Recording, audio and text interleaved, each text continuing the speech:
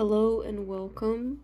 Today we will be discussing how to plot simultaneous equations using graphs. I will show you how to do it step by step. Firstly, you'll get a question like this, but just ignore my working out here. This isn't right. I'm gonna solve this simultaneous equation, and then we'll use that to plot a graph.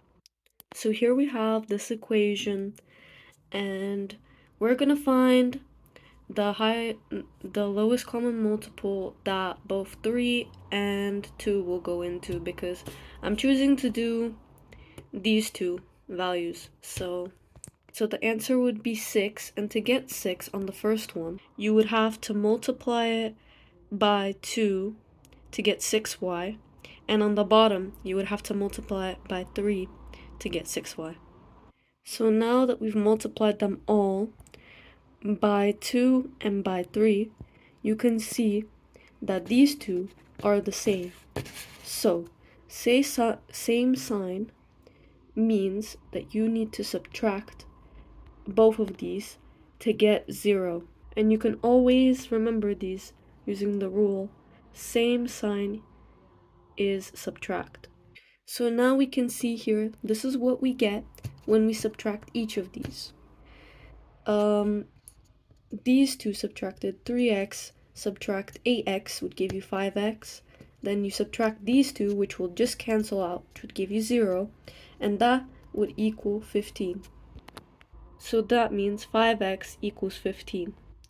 So you divide that by 5 on either side, which would give you 3. So x equals 3. Now you choose one of the original equations to substitute x into. This then means that you have 3 plus 2y equals 11, which you would have to subtract 3 from each side to keep it balanced, which would then give you 2y equals 8. Then you divide that by 2 to get y equals 4. We have this question. Plot the equations of the lines 4x plus 3y equals 24 and x plus 2y equals 11 on the same axis below.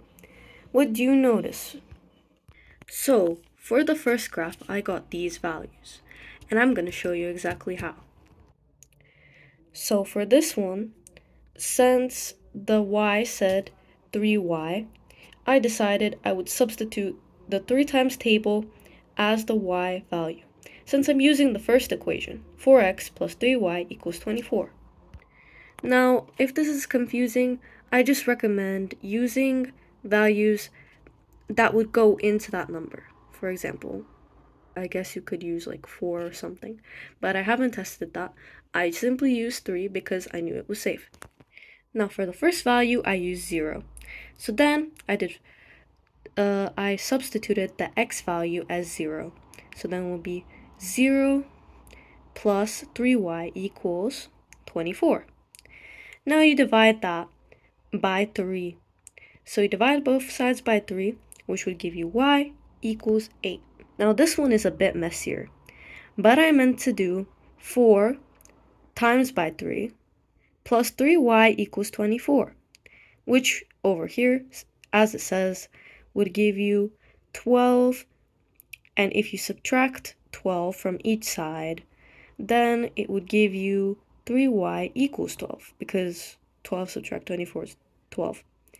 Then you divide that by 3, which would give you 4, and then I substituted the final 6 value, because I don't want to keep substituting values if it goes up to 0. Goes down to 0 actually, but so then I substituted it. It was 24 plus 3y equals 24. So then I subtracted 24 from each side, because that's what's on both sides, which would give me 0. So the y value is simply 0.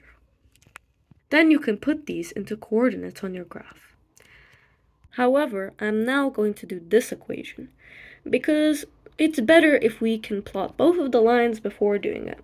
This is the table of values I got, and I'll show you how I got it. As you can see here, the y value is 2, so I'm going to use 2, since it's also a good number to use on the graph. Even though 2 doesn't really go into 11, but that just means we won't get an integer value. So here I'm substituting 0. So x would just equal 1 because there's no coefficient after the x. So then you substitute it, which would just give you 2y equals 11. Then this 2y equals 11, you have to divide by 2 to get the value of y, which would give you 5.5. Then you do the same thing with the value of 2, which you would have to substitute like so, which would give you 2 plus 2y equals 11. Subtract 2 from both sides, 2y equals 9, y equals 4.5. You may be wondering how I got the fourth value. Well, the fourth value is easy to find if you find the pattern and you are correct on the pattern between the first two values. I found that it's decreasing by 1 each time, so I simply subtracted 1 from 4.5 to give me 3.5. Now you have your x and y values for both of the lines. Final step is to plot these on the graph. And as you can see, when I plotted these and I went down with my ruler and connected them, we can notice that they pass through the lines that we originally found when we were solving the simultaneous equations. These lines go through each other at the points y equals 4 and x equals 3, meaning that we got the graph and the equations right.